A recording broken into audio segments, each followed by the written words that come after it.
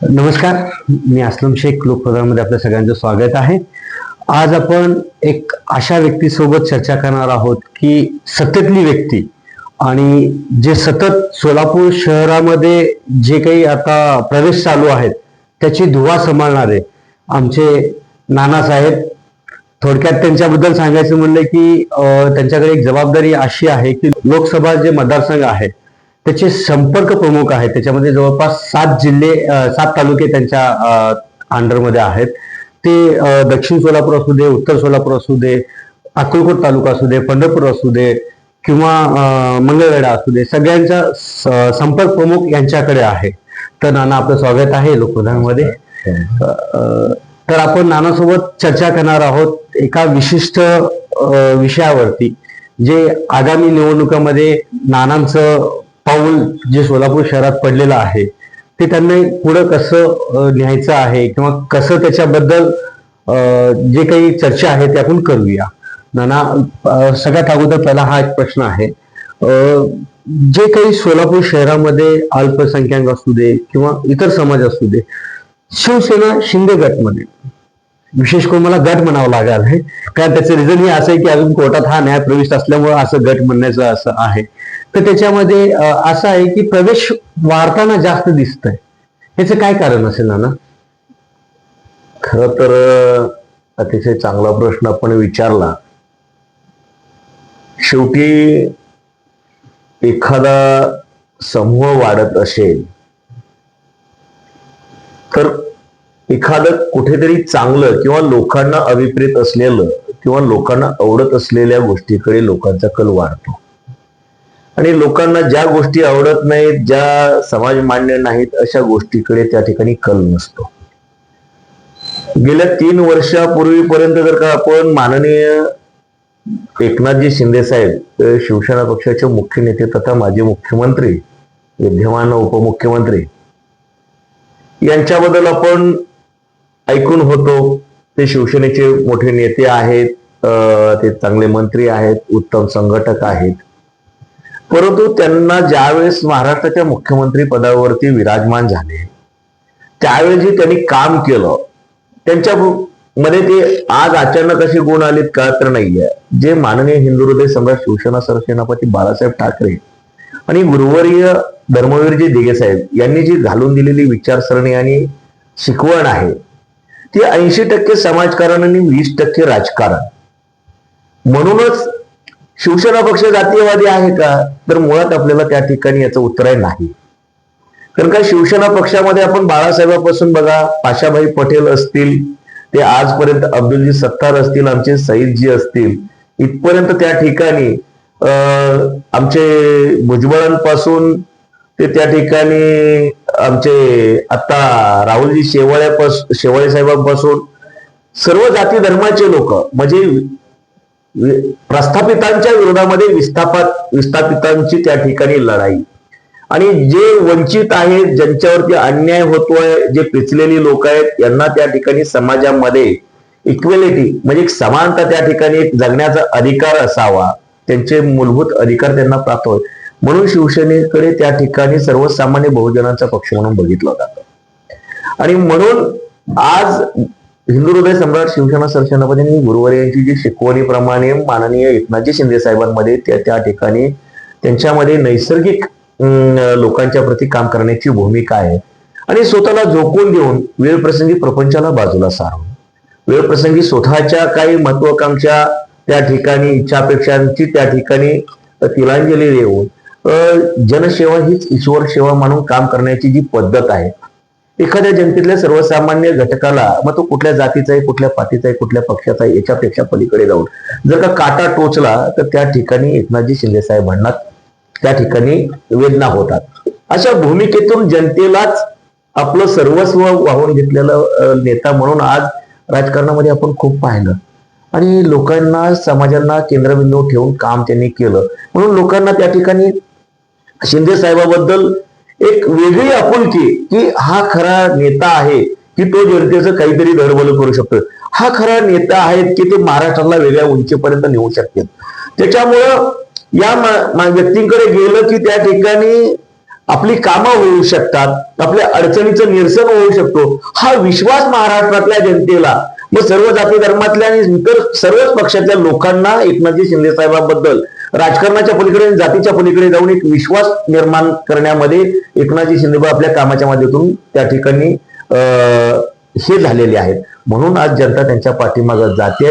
म्हणून आज एकनाथजी शिंदे साहेबांबरोबर अनेक वर्ग जोडले जातात. मग ते अनेक जाती धर्माचे आणि अधिक पक्षातली लोक हे आज खऱ्या अर्थानं जो पक्षाचा ओघ जे चालवते त्याचं कारण हे आहे की एकनाथजी शिंदे साहेबांचं काम आणि त्यांचे लोकांच्या प्रती सहजासहजी उपलब्धता आणि त्यांची अडचणी ऐकून घेण्याची जी भूमिका आहे त्याच्यामुळे आज लोक त्या ठिकाणी एकनाथजी शिंदे साहेबांबरोबर येत आहेत. ना त्याच्यामध्ये आता जर आपण बघितलं की शिवसेनेची जी ओळख आहे, पारंपरिक ओळख आहे, ते एक हिंदुत्ववादी पक्ष म्हणून एक ओळख आहे. हिंदुत्ववादीला मानणारा पक्ष म्हणून एक ओळख आहे. आता जर अशा पार्श्वभूमीवर जर अल्पसंख्याक समाज असेल किंवा इतर समाज असेल, ज्यावेळेस इकडे येते त्यावेळेस आपली पक्षाची जी भूमिका आहे, ती विचारधारा आहे, बदलली अशी वाटते का ना? कारण मागच्या काही वर्षापासून आपण बघतोय, आता रिसेंटली जो मुद्दा झाला वक्फ बोर्डचा मुद्दा झाला, वक्फ बोर्ड कायद्याला समर्थन सुद्धा शिंदे गटाने केलं होतं. तरी सुद्धा अल्पसंख्याक समाज हा आपल्या बाजूमध्ये प्रवेश भरपूर प्रमाणात होत आहे. याचं कारण काय? आपली काय विचारधारणा बदलली आहे की काय? एक्झॅक्टली असं काय झालेलं आहे की पक्षाकडून का सत्ता आहे म्हणून काही लोक प्रवेश घेतात, असं काही आहे म्हणून? तुम्ही अतिशय मार्मिक प्रश्न विचारला. शिवसेना ही हिंदुत्ववादी विचाराची होय, शिवसेना ही हिंदुत्ववादी विचाराची आहे आणि त्याचा सार्थ अभिमान आम्हाला आहे. परंतु काही लोकांनी हिंदुत्व म्हणजे सोयीचं त्या ठिकाणी त्याला जातीय रंग दिला गेला. हिंदुत्व म्हणजे काय? हिंदुस्थानामध्ये राहणारा प्रत्येक नागरिक आणि हिंदुस्थानाबद्दल त्या ठिकाणी असलेली प्रत्येक नागरिकांची होय मी एक हिंदू आहे हे म्हणायला आपल्याला गर्वच असला पाहिजे. परंतु हिंदुस्थान राहणारा प्रत्येक नागरिक हा हिंदू आहे, परंतु त्याला जातीय रंग देण्याची भूमिका केली. काही पुरोगामी विचाराची स्वतःला आम्ही सर्व जातीला बरोबर घेऊन जाणारे विचारधारा असलेले असे म्हणणारी लोक खऱ्या अर्थानं जातीय तेढ निर्माण करतात. हिंदुत्व म्हणजे हिंदू आणि मुसलमान अशा दोन उभ्या फळ्या पाडून त्या ठिकाणी आपल्या वोट बँकेसाठी मुसलमान किंवा इतर घटकाला बरोबर घेऊन जाऊन आम्ही कसे हिंदुत्ववाले म्हणजे ह्या जातीच्या विरोधातले आहेत आणि आम्हीच कसे तुमचे रक्षण करतात. परंतु जातीचं बीज पेरल्याशिवाय हा वर्ग आपल्याकडे येणार नाही, म्हणून त्यांना त्या ठिकाणी वेगळ्या पद्धतीनं समाजाला आजपर्यंत भ्रमित करायचं काम केलं. हिंदुत्व म्हणजे काय? आज मला सांगा, आज जर भारत देशावरती संकट आलं तर आज माझ्या मुसलमान बांधवांनी त्या ठिकाणी पुढाकार घेऊन पाकिस्तानाचा धिक्कार केला. पाकिस्तानने पहलगाम असेल, उरी असेल, ह्या सर्व आतंकवादी कारवायाचा धिक्कार केलेला आहे. आणि मग आज सुद्धा त्या ठिकाणी जर माझ्या देशामधला मुसलमान बांधव जर माझ्या देशाबरोबर भारत देशाबरोबर आहे आणि पाकिस्तानच्या विरोधामध्ये त्यांच्या कारवाईच्या बद्दल जर का त्या ठिकाणी विरोध करत असेल तर आज त्यांना म्हणायचं का की मुसलमान बांधव हे जातीयवादी हिंदू द्वेषक? हिंदू म्हणजे व्यापक कल्पना आहे. जे हिंदुस्थान राहणार आहेत ते प्रत्येक हिंदू आहे. हिंदू मुसलमान आहे, हिंदू मराठा आहे, हिंदू बौद्ध आहे, हिंदू चर्मकार आहे, जेवढे राहतील तेवढे या भारत देशामध्ये ते हिंदू आहेत. परंतु याला जातीची किनार देण्याचं महापाप आतापर्यंतच्या काळात केलेलं आहे. आणि आमचा शिवसेना पक्ष सगळ्या जातीला बरोबर घेऊन जाणार आहे. आमची लढाई फक्त पाकिस्तानच्या विचारधारेची आहे, पाकिस्तानची सुद्धा नाही. पण पाकिस्तानमध्ये जे काय द्वेष आणि आतंकवाद त्या ठिकाणी जातीय टार्गेट करून ज्या काही परवाच्या पहलगाम मध्ये धर्माची विचारणा करून जे काही त्या ठिकाणी हल्ला केला आणि वेतून त्या ठिकाणी मारलं, ह्या वृत्तीला आमचा विरोध आहे. मग हे गोष्टीला जर विरोध असेल तर का त्या ठिकाणी जर ह्याला आम्हाला हिंदुत्ववादी म्हणत असेल तर होय आम्ही हिंदुत्ववादी. ना तुम्ही आता जे बोललात की जातीचं राजकारण जे आहे अलीकडच्या काळामध्ये कोण केलेलं आहे असं तुम्हाला काय वाटतं? की जातीचं राजकारण जे आहे डिवाइड झालेलं आहे ते कुठल्या पक्षाने केलं? आता तुम्ही जे म्हणलात की राजकारण केलं, राजकारण करणारे हे पक्षाचीच लोक असतील, कुठल्या पक्षाने केलं असेल असं तुम्हाला वाटतं? आजपर्यंत काँग्रेस किंवा काँग्रेस प्रणित आता त्यांचे जे काही ब्रँचेस उपफाटे पडलेले आहेत, मग राष्ट्रवादी काँग्रेस, नॅशनल काँग्रेस, अनेक काँग्रेस आपण पाहिलो. आजपर्यंतच्या इतिहासामध्ये तोडा आणि झोडा, इंग्रजांनी 150 वर्ष राज्य केलं, याच पॉलिसीवर केलं की डिवाइड करा आणि राज्य करा. जरी 150 वर्ष झालं इंग्रज आपल्या देशातून गेले असतील तर ती वृत्ती आणखीन गेलेली नाही. मागच्या काळामध्ये शेवटी राजकारणामध्ये लोकप्रतिनिधी म्हणून सत्तेमध्ये कशासाठी यायचंय असं मला प्रतिप्रश्न उलटा तुम्हाला विचारावासा वाटतो. राजकारणामध्ये यायचंय तर आपल्या भागातील विकास डेव्हलपमेंट असेल, आपल्या भागांच्या नागरिकांच्या प्रती त्या ठिकाणी त्यांच्या समस्या असतील, देशाचे संरक्षण असेल, देशाचे कृषीचे प्रश्न असतील, देशाचे उद्योगाचे प्रश्न असतील, देशातल्या तरुणांचे प्रश्न असतील, देशातल्या नागरिकांच्या मूलभूत सोयी सुविधांचे प्रश्न असतील, अन्न वस्त्र निवारा, रस्ते, लाईट, पाणी, ड्रेनेज, ह्या सगळ्या मूलभूत सुविधा आणि राजकारणामध्ये सत्तेमध्ये जाऊन ह्याच प्रश्न सोडवायचे.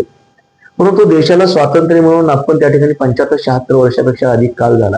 परंतु मला आपल्याला प्रश्न विचारायचा, आज पण मूलभूत सुविधा त्या ठिकाणी पूर्तता झाली का? आज आपण निवडणुकीला सामोरं जाताना मी तुमचा हा विकास राहिला, मी तो करतो, मी तुम्हाला ड्रेनेज देतो, पाणी देतो. 76 वर्ष जर एकाच विषयावर तुम्ही निवडणुकीला सामोरं जात असाल तर मग 76 वर्षामध्ये तुम्ही केलं काय असं मला त्या ठिकाणी बहुसंख्य मेजॉरिटीमध्ये आतापर्यंत काँग्रेसच्या विचाराचं सरकार राहिलेलं आहे.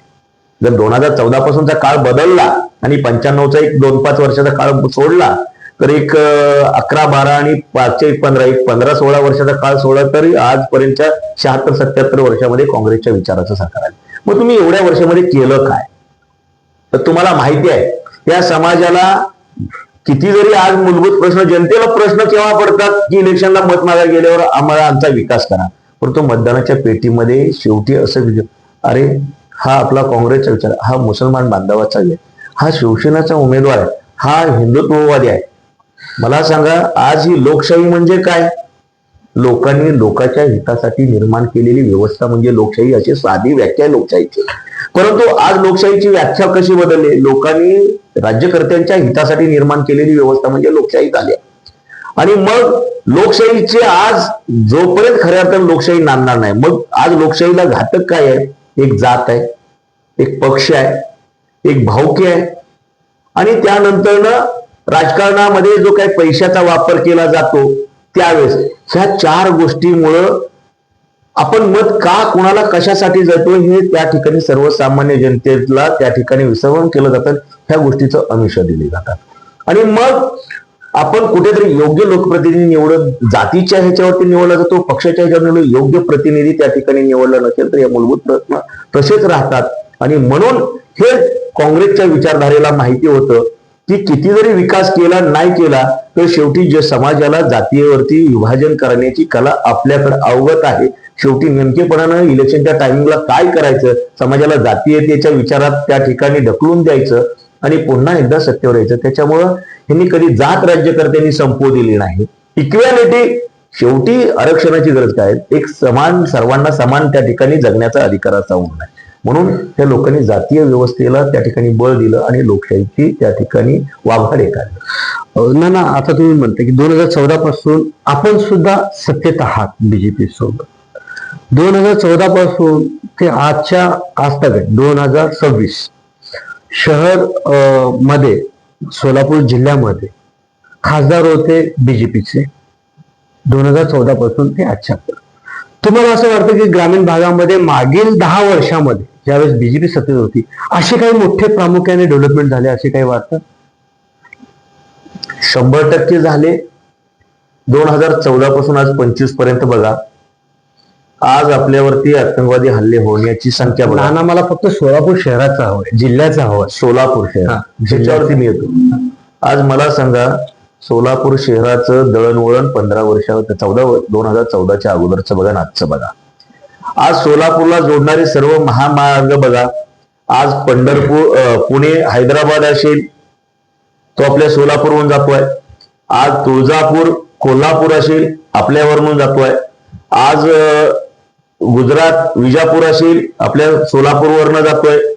आज सोलापूरच्या अंतर्गत जो आराखडा होता स्मार्ट सिटीमध्ये त्या ठिकाणी आपल्या सोलापूरचा समावेश झालेला आहे. त्याच्या माध्यमातून असेल सोलापूर जिल्ह्यातील ग्रामीण रस्ते बघा, पंतप्रधान ग्राम सडक योजना असेल, मुख्यमंत्री ग्राम सडक योजना असेल, या माध्यमातून हे दळणवळणाचं साधन जर आज बघितलं तर मला वाटतं सोलापूरहून पंढरपूरला जाताना, सोलापूरहून बारकेला जाताना, सोलापूरहून अक्कलकोटला स्वामीजींच्या दर्शनाला जाताना, सोलापूरहून त्या ठिकाणी आई तुळजाभवानीच्या दर्शनाला जाताना, सोलापूरहून विजापूरला त्या ठिकाणी आपला किल्ला गोलघुमट बघायला जात असताना या ठिकाणी आपल्याला जाताना कमीत कमी 2-2, 3-3 तास लागायचे आणि गेल्यानंतर रस्त्यावर आपण परत येऊ का नाही हा प्रश्न होता. परंतु आज आपण जवळपास तासाच्या आतमध्ये जाऊन येतोय. हे दळणवळण वाढलं, त्याच्यामुळे इकॉनॉमिकली लोकांच्या हाताला रोजगार मिळाला. असे शेतीच्या बाबतीमध्ये देखील त्या ठिकाणी कृषी खात्याच्या माध्यमातून मागेल त्याला शेततळ असेल, सौर ऊर्जेचा विषय असेल, शेतकऱ्याला 1 रुपयामध्ये विमा पीक असेल, फळ पिकाचा त्या ठिकाणी प्रमुख ह्याच्यामध्ये समावेश करून असेल, आपल्या पशुधनांना त्या ठिकाणी चालना देण्याची भूमिका असेल, असं कृषीमध्ये देखील त्या ठिकाणी ताकद देण्यात आली. आज आपलं क्लस्टर डेव्हलपमेंट त्या ठिकाणी औद्योगिक विकासामध्ये देखील खूप मोठ्या प्रमाणामध्ये सरकारने त्यांना त्या ठिकाणी ताकद दिली. मग विकास शेवटी काय पाहिजे? बरं, एका दिवसात 70 वर्षाचा बॅकलॉग नाही भरून निघणार. 70 वर्षाचे प्रश्न त्या ठिकाणी आहेत आणि जादूच्या कांडीसारखे तर लगेच नाहीत होणार आहे. नाना, मागील 10-11 वर्षापासून 10 वर्षापासून जे सत्तेत तुम्ही होता, सोलापुरात एखादी MNC कंपनी आणण्याचा प्रयत्न झाला का, किंवा तुम्ही त्याची विचारणा केली का? नाना, कारण सोलापूरमधील जो युवा वर्ग आहे तो आजही पुण्यात जातोय, मुंबईत जातोय, हैदराबादला जातोय, दिल्लीला जातोय, बाहेरच जातोय. पण सोलापुरात इन्फ्रास्ट्रक्चर वाढतोय, पण तशी डेव्हलपमेंट म्हणावी तशी होत नाही. त्या संदर्भात तुम्ही काय ठोस योजना केलेली आहे का?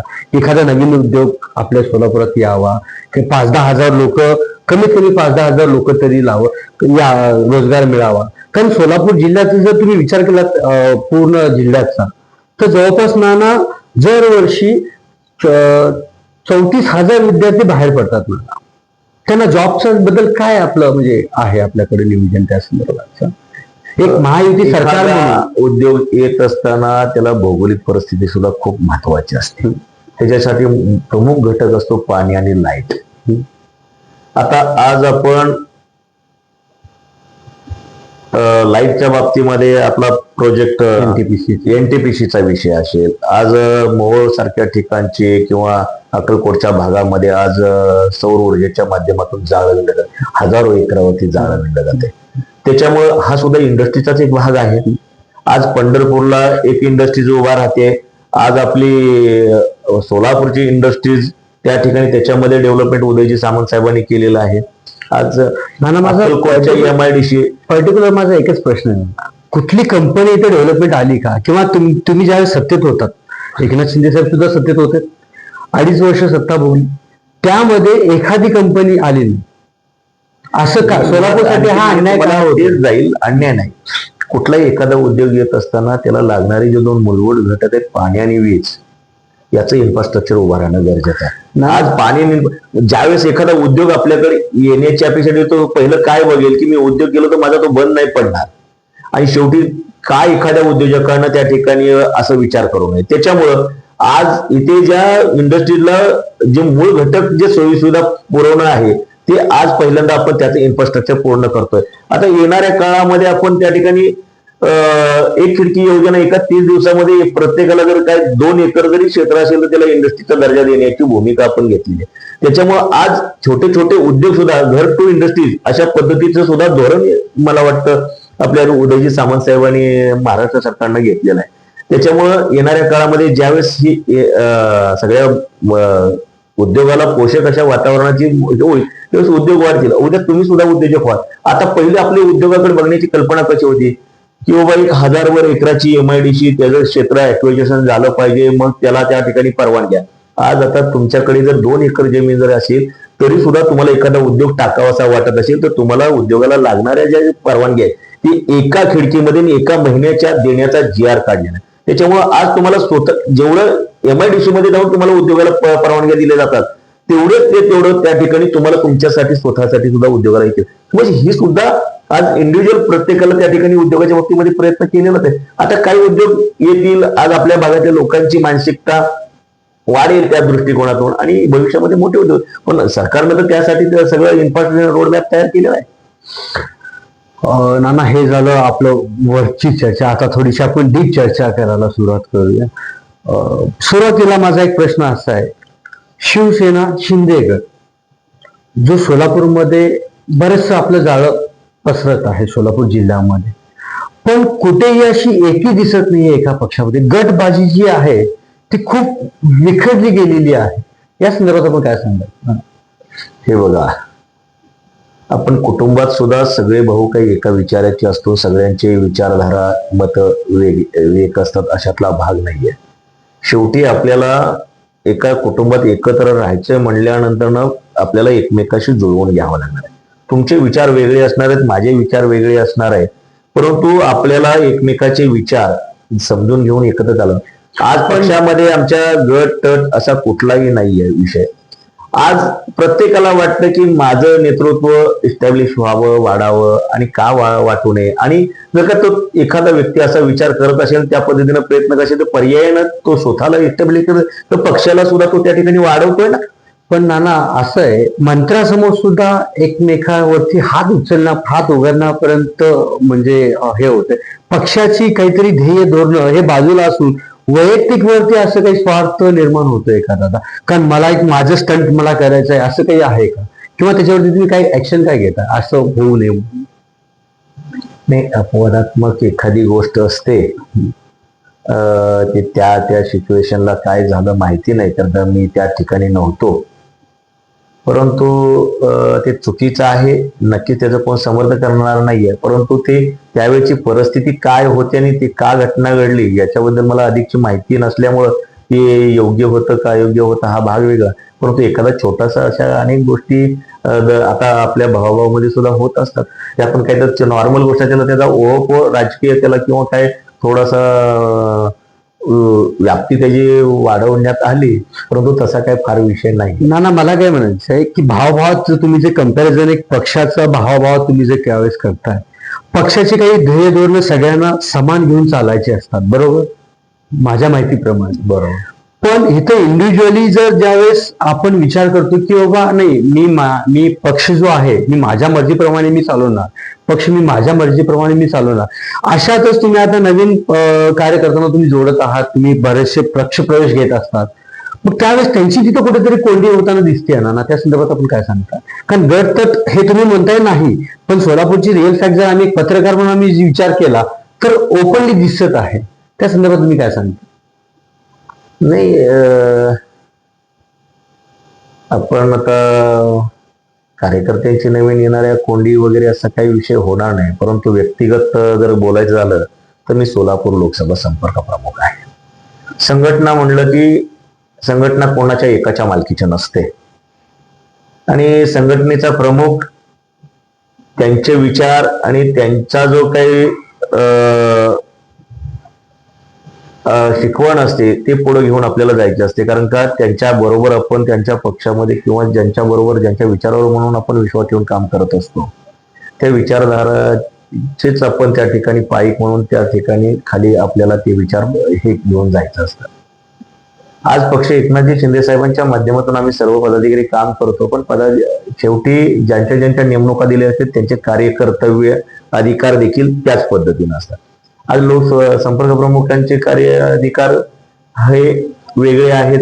लोकसभा संपर्क प्रमुखाचे वेगळे आहेत, जिल्हा प्रमुखाचे वेगळे आहेत, तालुका प्रमुखाचे वेगळे आहेत, उपजिल्हा प्रमुखाचे वेगळे आहेत, शहर प्रमुखाचे वेगळे आहेत, गट विभाग गण आणि शाखा प्रमुखाचे आणि शिवदूतांचे कार्य अधिकार वेगवेगळे आहेत.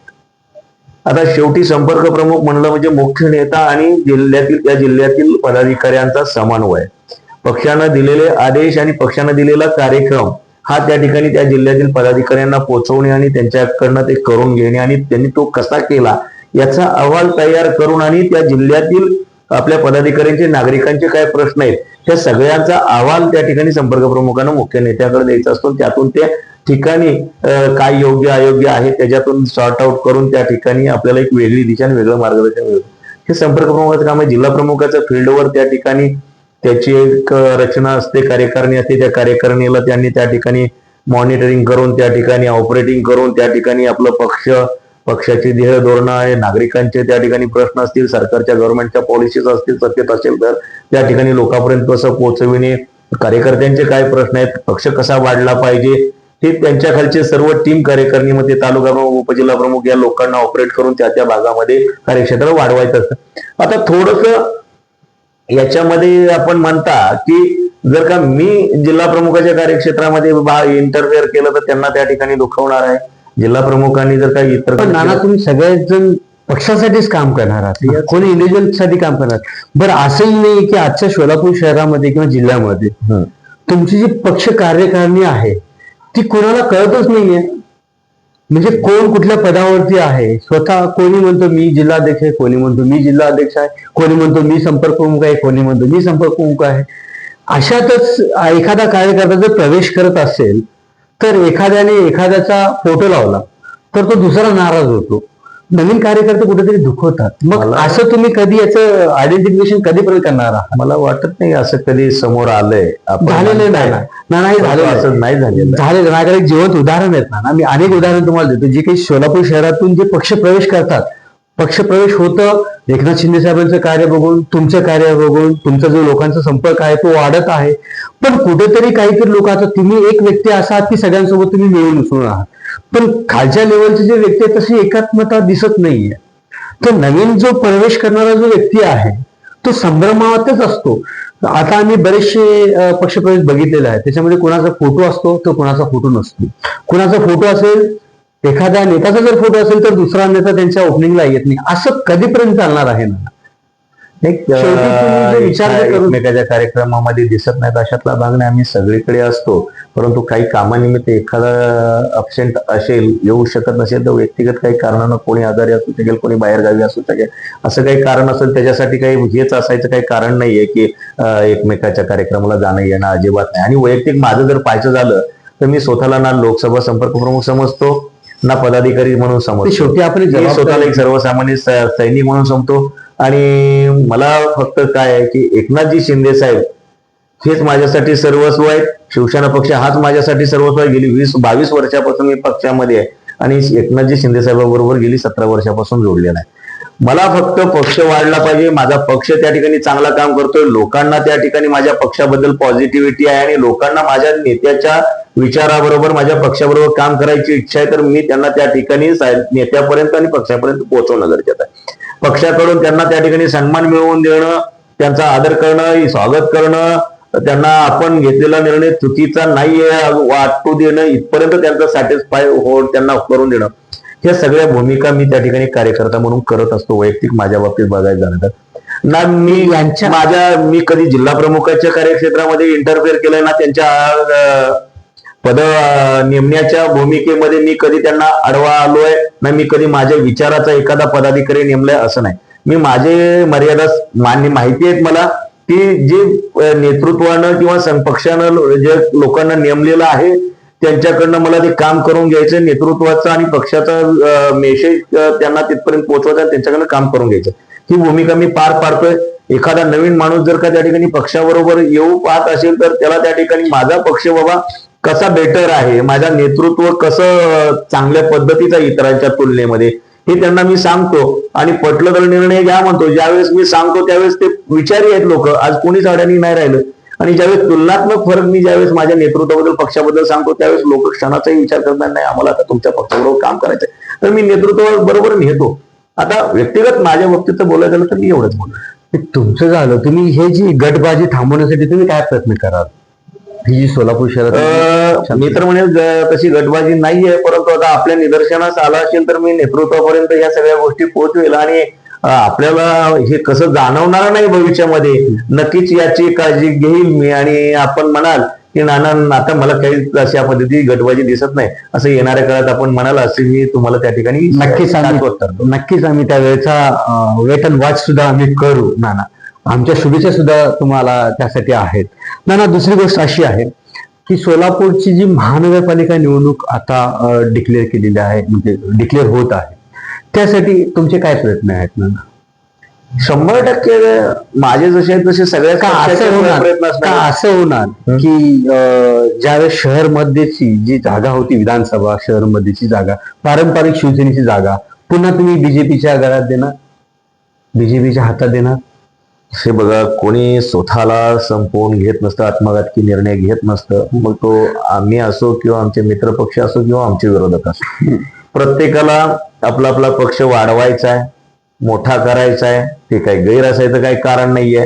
परंतु वाढतो पक्ष केव्हा, तर तुम्ही लोक शेवटी करता करविता जनता आहे, सर्वज्ञ जनता आहे, आणि जनतेचं जे काम तुम्ही खरे प्रामाणिकपणे इमानी आहेत सेवा करताय, ते जनतेला कळतं कोण करतं, कोण खोटं आहे, कोण खरं आहे ते. त्याच्यामुळं आज जे पक्षाकडे आमच्या सोलापूर जिल्हा असो, महाराष्ट्रभर असो, असा एकमेव पक्ष आहे की आज प्रवेश घ्यायला सुद्धा आम्हाला वेळा कमी पडतायत आमच्या नेतृत्वाला. आज एवढं त्या ठिकाणी फ्लो आहे, असा जगात मला वाटतं कुठला पक्ष नाही की इतकं फास्ट आणि इतक्या मोठ्या प्रमाणात इन्कमिंग असेल. याच आमच्या कामाची पावती आम्हाला मिळते असं मला तुम्हालाही मान्यच करावं लागेल. लोक काही विनाकारण कोण कोणाच्या पाठीमागे जात नाहीये. त्याच्यामुळं आज महानगरपालिकेच्या दृष्टिकोनातून आज आमचे सर्व जिल्हा प्रमुख असतील, या ठिकाणी अमोल बापू शिंदे आहेत, मनीजी काळजे आहेत, टोंगे पाटील आहेत, दिलीपजी कोल्हे आहेत, आणि अनुषंगानं सचिनजी चव्हाण आहेत शहर प्रमुख, महिला आघाडीच्या आमच्या अनिताताई माळगे आहेत, आमच्या प्रवक्त्या मॅडम ज्योतिताई वाघमारे आहेत, युवाची टीम आमची खूप चांगल्या मोठ्या प्रमाणात आहे, मनोजी शेजवळ या ठिकाणी आमचे चांगले शहराचे माजी शहर प्रमुख आहेत. असे बरीचशी मंडळ आता खानदारी साहेब आमच्या बरोबर जोडले गेलेली आहेत. आज अनेक काही लोक नवीन की जसं आता आपल्याला मेत्रे साहेब त्या ठिकाणी दिसत आहेत, आणि मेत्रे साहेबांच्या माध्यमातून आज आम्हाला आणखीन एक त्या ठिकाणी चांगले सहकारी मिळालेले आहेत आमच्या पक्षाबरोबर ती काम करण्यासाठी. तर असे येणाऱ्या काळामध्ये अनेक लोक आपल्याला त्या ठिकाणी आमच्या पक्षाबरोबर आलेले दिसतील, आणि महानगरपालिकेमध्ये मला वाटत नाही की कुठल्याही गोष्टीचं कमी पडेल. हा एकनाथजी शिंदे साहेबांच्या शिवसेनेचा झेंडा येणाऱ्या आगामी महानगरपालिकेच्या काळामध्ये फडकल्याशिवाय राहणार नाही. नाना, मला एक प्रश्न विचारायचा आहे की येणाऱ्या काळामध्ये बीजेपी सोबत तुम्ही युती करून इलेक्शन लढवणार आहात की वैयक्तिक स्वतंत्र लढवण्याची तुम्ही तयारी केलेली आहे? आज दिल्लीपासून गल्लीपर्यंत पाहिलं तर बीजेपी आणि शिवसेनेची नैसर्गिक युती आहे.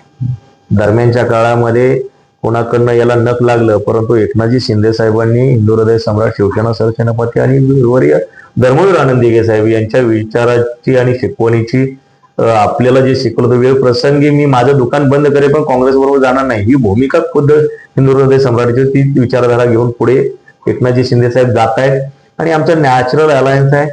नक्कीच त्या स्तरावरती हा विषय जो आहे तो राज्य लेवलच्या नेतृत्वाचा, राष्ट्रीय लेवलच्या नेतृत्वाचा आहे, आणि याच्यावरती एकनाथजी शिंदे साहेब असतील, मोदी साहेब असतील, देवेंद्रजी फडणवीस साहेब असतील, हा विचार करतील आणि ते जे निर्णय घेतील तो निर्णय आम्हा सर्वांना मान्य असेल. यात आमच्या मताला फार किंमत असावी असं मला वाटत नाही. स्थानिक पातळीवरती तुम्ही ज्यावेळेस एक लोकसभा प्रमुख, संपर्क प्रमुख म्हणून तुम्ही बघताय, तर जिल्ह्याच्या जिल्हा परिषदच्या निवडणुका असतील, पंचायत समितीच्या असतील, किंवा महानगरपालिकेच्या निवड असतील, किंवा नगर परिषदच्या निवडणुका असतील, हे तुम्ही स्वबळावरती लढण्याची तुमची एक वैयक्तिक तयारी दिसेल का, म्हणजे आहे का वैयक्तिक स्तरावर? नाही, आम्ही तर सर्व जागेवरती तयारी करतोय, हा विषय नाहीये. आणि का करू नये किंवा मित्रपक्षाने काय करू नये, परंतु युतीमध्ये काही कॉमन मिनिमम प्रोग्राम असतो, त्यावेळेस मात्र त्या ठिकाणी आपल्याला युतीच्या पद्धतीनं जायचा ज्यावेळेस वरती निर्णय होईल, त्यावेळेस आपल्याला आपल्या मनाला, आमच्या काही कार्यकर्त्याला, त्यांच्या कार्यकर्त्याला, काही लोकांना त्या ठिकाणी मनावर मुरड घालून पक्षाच्या बरोबर जावं लागतं. ज्या पक्षाबरोबर आपण राहतो त्या पक्षाचे विचार आपल्याला मान्य केले पाहिजे. त्याच्यामुळं तयारी जरी आज आम्ही सगळ्या ठिकाणची करत असू, तरी शेवटी युतीचा निर्णय हा ज्या पद्धतीने होईल त्या पद्धतीने आम्ही वेळ प्रसंगी मागं पुढे सरकून जो युतीचा निर्णय असेल तोच आम्ही बरोबर घेऊन जाऊ. बरं, आणखी एक माझा हा एक प्रश्न होता, आता ज्या ज्या नवीन कार्यकर्त्या आपले पक्ष प्रवेश करतात, त्यांना कुठली कुठली जबाबदारी कधीपर्यंत देणार आहात, किंवा कधी फायनलाइज होईल तुमचं सगळं पूर्ण स्ट्रक्चर? आज आता आपण सचिन चव्हाण शिक्षण सम्राट आहेत, त्यांच्या जवळपास 20-22 संस्था आहेत, त्यांच्या पाठीमागे जवळपास 3,500 स्टाफ आहे, 35,000 विद्यार्थी वर्ग आहे, आणि त्यांच्या घरामध्ये लोकप्रतिनिधी पण आहे. असा व्यक्ती परवा आमच्याकडे प्रवेश केला, साहेबांच्या प्रति विचारधारेकडे, शिवसेनेकडे अटेंड झाला. आज आम्ही त्यांना सोलापूर शहराचं शहर प्रमुख केलेलं आहे. आज आमच्याकडे अमर पाटील वोटा गटाचे माजी आमदार रतिकांत पाटलांचे चिरंजीव ते दोघंही आणि त्यांचा सर्व परिवार दक्षिण मधून प्रवेश केलाय. आम्ही त्यांच्यावरती जबाबदारी येणाऱ्या काळामध्ये देणार आहे. आज अनेक लोक येतात, त्या पद्धतीने आम्ही प्रत्येकाचे, आज आमचे अल्पसंख्याकचे गफरबाई असतील, आज अल्पसंख्याकचा त्यांना शहर प्रमुख दिलेला आहे. काल परवा सलाउद्दीन शेख, मोहीन शेख या लोकांनी प्रवेश केला. आपले गणेशजी परदेशी उगवटाचे माजी नगरसेवक जे 2 मतानं महापौर पदाला पडलेले आहेत त्यांनी प्रवेश केलाय. आज संजय बाबा कोकाटे माढा लोकसभेमधून त्या ठिकाणी विधानसभा लढले. त्यांनी 76,000 मतं घेतली होती. त्यांना आमच्याबरोबर होते, त्यांना लोकसभा संपर्क प्रमुख या ठिकाणी आजही आपण कंटिन्यूच करतो आहे. आज अनेक कुर्डवाडी नगरपालिकेतले आनंद टोणपे असतील आणि इतर सर्व तात्या गोडगे वगैरे हे सगळे लोक असतील, यांनी त्या ठिकाणी प्रवेश केला. आमच्या पंढरपूरमध्ये सायनाथ अभंगराव असतील आणि त्यांचे काही सहकारी असतील, यांनाही त्या ठिकाणी आम्ही सन्मानाने करतो. आता शेवटी प्रत्येक जण आलं की त्या ठिकाणी विचार करून आपापल्या वेगवेगळ्या विंग आहेत, कोणाला कसं त्या ठिकाणी सन्मानाने पद देता येतील याच्यावरती विचारधारा आहे. आणि ज्यावेळेस मीटिंग होईल त्यावेळेस याच्यामध्ये एक निर्णय होईल. परंतु एखादा निर्णय लगेच आलं की घेतला असं नाही, त्याला विचार करून प्रत्येकाला वेगवेगळ्या भूमिका कुठं त्या ठिकाणी द्यायच्या ह्या विचार करून दिल्या जातील. त्यात काही तिळमात्र शंका असले कारण. ना आणखी एक प्रश्न असा आहे की आता तुम्ही म्हणलात की अनेक लोक पक्षप्रवेश करतात. ना त्यांचं प्रशिक्षण किंवा त्यांना जे काही कार्य करायचं आहे त्याची काही प्रशिक्षणाची व्यवस्था जरा काय आपण करणार आहात का, किंवा पक्ष आपल्या कुठल्या ध्येय धोरणावरती जातं? कारण पक्ष इनकमिंग सुरू आहे, पण एक्झॅक्टली त्या लोकांना काय काम करायचं हे आयडेंटिफाय लवकर होत नाही. आपण काय, मला वाटतं एखाद्या या प्रक्रियेची माहितीच नसलेली लोकांना तर प्रवेश घेत नाहीये. गेली कित्येक वर्षापासून राजकारणामध्ये ते आज आपल्या विरोधात असतील किंवा काही बरोबरी नसतील काम करताना दिसत आहेत. त्याच्यामुळे त्यांना राजकीय सामाजिक क्षेत्राचा पूर्णपणे अनुभव आहे. ते आमच्या विरोधात असतील तर आमचा विचारधारा काय आहे हे त्यांनी अभ्यासलेले आहे. कारण का आमच्यावर टीका करायची झाली तर त्यांना आमच्या विचारधारेवरती अभ्यास करावा लागेल. स्वतःपेक्षा पुढचा माणूस जास्त आपल्याबद्दल अभ्यास करतो, आम्ही सुद्धा त्यांच्याबद्दल अभ्यास करतो. त्याच्यामुळे आमच्या पक्षाची ध्येय धोरण विचारधारा काय आहे हे मला वाटतं त्यांना वेगळं ट्रेनिंग द्यायची गरज नाहीये. आणि हे त्यांना माहिती असल्यामुळे त्यांनी पक्षात प्रवेश केला. आज आपल्याला कुठल्या विचारधारेवर काम करायचं आहे हे सगळं ज्ञात असताना त्यांनी प्रवेश केला. त्याच्यामुळे मला वाटत नाही, सर्व जाणते लोक आहेत. आणि शेवटी काय आहे, इकडली असली काय तिकडली असली, शेवटी जनतेची सेवा करायची आहे, विकासाचे प्रश्न सोडवायचे का आपल्याला त्या ठिकाणी वेगळं काही करण्यासाठी जायचंय? नाहीच ना. शेवटी समाजातील जे काही मूलभूत प्रश्न आहेत त्याच्यावरतीच आपल्याला काम करायचंय. आणि आज लोकांना वाटतंय की एकनाथजी शिंदे साहेबांबरोबर गेल्यानंतर खऱ्या अर्थानं प्रश्न चुटकीसरशी सुटतायत. परंतु गेली कित्येक वर्ष 70 वर्ष झाले एक एक प्रश्न घेऊन आपण जातो, सत्तेत असताना बरोबर असताना सुद्धा आपले सुटलेले नाहीत. परंतु एकनाथ शिंदे साहेबांनी आपण पार्टीत नसताना विरोधात असताना त्यांच्याकडे काम घेऊन गेलो, ते काम सुटलंय. अरे कसला नेता की विरोधक आपण असताना सुद्धा आपलं काम केलं. ह्या सगळ्या प्रेमात तर हे लोक पडले म्हणून तर ते आपल्याकडे येत आहेत. आणि शेवटी ते येत आहेत म्हणजे त्यांची स्वतःची वैयक्तिक कामं नाही तर आपल्या भागातील लोकांचीच कामं सोडवून करण्यासाठी ते त्या ठिकाणी गेले. आज मेत्रे साहेबांचं उदाहरण घ्या, 1957 पासून 4 पिढ्या ते काँग्रेसमध्ये आहेत. परंतु आज त्यांना एकनाथ शिंदे साहेबांवरच काय यावंसं वाटतंय तर त्यांना सुद्धा कुठेतरी वाटायला लागलेलं आहे की आजपर्यंत आपण काँग्रेस पाहिली आहे आणि आज एकनाथजी शिंदे साहेबांचं काम करण्याची पद्धत, त्यांनी एवढ्या ह्याच्यात एकनाथजी शिंदे साहेबांचाच पक्ष का निवडला असेल? काय त्याच्या अगोदर आमच्या त्यांच्या संबंध होते? काहीच नाही. परंतु त्यांना लक्षात येत आहे चांगलं काही वाईट काही त्यांना समजण्यात पद्धत ते त्या ठिकाणी प्रगल्भ आहेत. त्याच्यामुळे आज एकनाथ शिंदे साहेबांबरोबरच जावं तरच आपल्या प्रश्नाचे किंवा लोकांचे त्या ठिकाणी प्रश्न सुटतील. आणि लोकांचा कल सुद्धा त्या ठिकाणी लोकांची मानसिकता आणि त्यांच्या मागच्या सर्व परिवारांनी सुद्धा शिवसेना आणि एकनाथ शिंदे साहेबांबरोबर आपण जावं. आणि त्यांच्या मागच्या परिवाराचा निर्णय हा त्यांनी घेतलेला आहे. त्यांनी व्यक्तिगत निर्णय घेतला नाही, त्यांच्या लोकांनीच त्यांना सांगितलं की बाबा एकनाथ शिंदे साहेबांबरोबर गेलं तरच कुठेतरी समाजाचं हित आहे, म्हणून आज निर्णय घेतलेला आहे. ना आणखी एक प्रश्न होता, जे आता तुम्ही म्हणल्याप्रमाणे अल्पसंख्याक सुद्धा प्रवेश तुमच्याकडे होत आहे. त्या व्यक्तींना येणाऱ्या निवडणुकांमध्ये आपल्याकडून पक्षाकडून तिकीट दिलं जाणार? काल परवाई की की की आलेली सीट आहे, युतीमध्ये आहे, आपण पुढच्या निवडणूक मध्ये बघू, असा काही प्रश्न येणार? मी काल परवाही बोललो आहे. येणाऱ्या काळामध्ये अल्पसंख्याक समाज सगळ्यात जर जास्त कुठं असेल तर तो सोलापूर जिल्ह्यामध्ये असेल. प्रत्येकाला त्या ठिकाणी ताकदीप्रमाणे शेवटी ज्यावेळेस आपण इलेक्शनच्या माध्यमातून आपण जाऊ त्यावेळेस आपण ज्यावेळेस चर्चेला बसू मित्रपक्ष आपण, त्यावेळेस त्यांचा कॅन्डिडेट आमचा कॅन्डिडेट कोण ताकदीचा आहे कोण न ताकदीचा आहे, कोण निवडून येऊ शकतो कोण निवडून येऊ नाही शकत हे तर इथपर्यंत आपल्याला समज आहे. त्यावेळेस त्या निकषाप्रमाणे आपण मागं पुढे सरकून त्या पद्धतीने आपल्या कार्यकर्त्यांना आपण न्याय देऊ. त्यांचे योग सक्षम असतील त्या कार्यकर्त्याला आपण तिथे न्याय देऊ, आपले सक्षम असतील त्यांच्यावर अन्याय कसा नाही होणार हे त्या ठिकाणी चर्चेतून आपण मार्ग काढू आणि आपण पुढे जाऊ. आणि मला वाटतं यातून सगळ्यांचं समाधान होईल. आणि मला वाटतं पुन्हा एकदा मी सांगतो की सोलापूर महानगरपालिकेवरती हा येणाऱ्या काळामध्ये युतीचा एकनाथजी शिंदे साहेब यांच्या बरोबर आणि युतीचा झेंडा फडकल्याशिवाय राहणार. नाना, माझा शेवटचा एक प्रश्न आहे. जिल्हा पातळीवरती जे काही अल्पसंख्याक प्रवेश भरपूर मोठ्या प्रमाणात झालेला आहे ऍज कम्पेअर टू अजित पवारचा पक्ष असेल किंवा बीजेपी पक्ष असेल किंवा आपला पक्ष असेल, सोलापूर शहराचा जास्त कौल हा एकनाथजी शिंदे साहेबांच्या नेतृत्वात यायला तयार आहे किंवा झालेला आहे. त्यासाठी आपण येणाऱ्या काळामध्ये काही स्वतंत्र सेल किंवा अल्पसंख्याकांसाठी काही विशिष्ट योजना वगैरे काही राबवण्याचा काही प्लॅन आहे? नक्कीच अल्पसंख्याक समाज सोलापूर किंवा जिल्ह्यात याची जबाबदारी कुणाकडे देणार आहात? तेच आता मी एक एक प्रश्न एकात एक तुम्ही 2-3 प्रश्न दिले त्याची उत्तर देतो.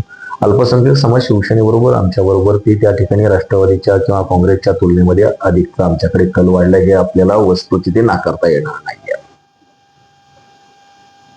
अल्पसंख्याक समाज लक्षात आलंय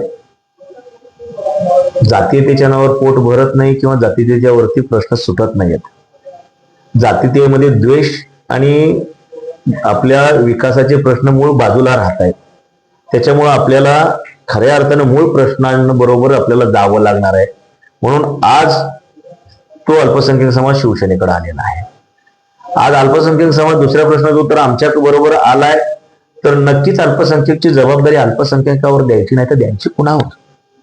आणि योग्य क्षमतेची माणसं आज त्या ठिकाणी आमच्याकडे गफूर आहेत, मोमीन आहे, सलाउद्दीन जी आहेत, आणखीन आपले अल्पसंख्याकचे शहर प्रमुख आमचे आहेत, आपले ते देखील आहेत. अशा अनेक मंडळी आहेत की ज्यांची जशी क्षमता आहे, ज्यावेळेस आम्ही यांच्या बरोबर त्यांचा इंटरव्ह्यू घेऊ, त्यांचा कार्य अहवाल आम्ही तपासू, योग्य अयोग्य ह्या सगळ्या गोष्टी आम्ही हे करू, त्यावेळेस अल्पसंख्याकची जबाबदारी त्यांच्यावरती आम्ही नेमू. भविष्यामध्ये आणखीन अधिक तर काही त्यांच्यासाठी व्यवसाय उद्योगाच्या निमित्तानं काही करता आलं तर आम्ही त्या सुद्धा गोष्टीचा विचार करू आणि अल्पसंख्याक समाजाला आम्ही नक्कीच न्याय देऊ आणि बरोबर त्यांना घेऊन जाऊ. तर मित्र, आपल्यासोबत होते महेश नाना साठे साहेब, जे लोकसभा संपर्क प्रमुख आहेत. त्यांनी आपल्या प्रश्नाचे उत्तरं सुद्धा दिलेले आहेत, समाधानकारक सुद्धा उत्तरं दिलेले आहेत. तरी त्यांच्या येणाऱ्या पुढील वाटचालीस आमच्याकडून शुभेच्छा. नाना, आपण आपल्या वेळेतून वेळ दिलात, आभार आहे, धन्यवाद.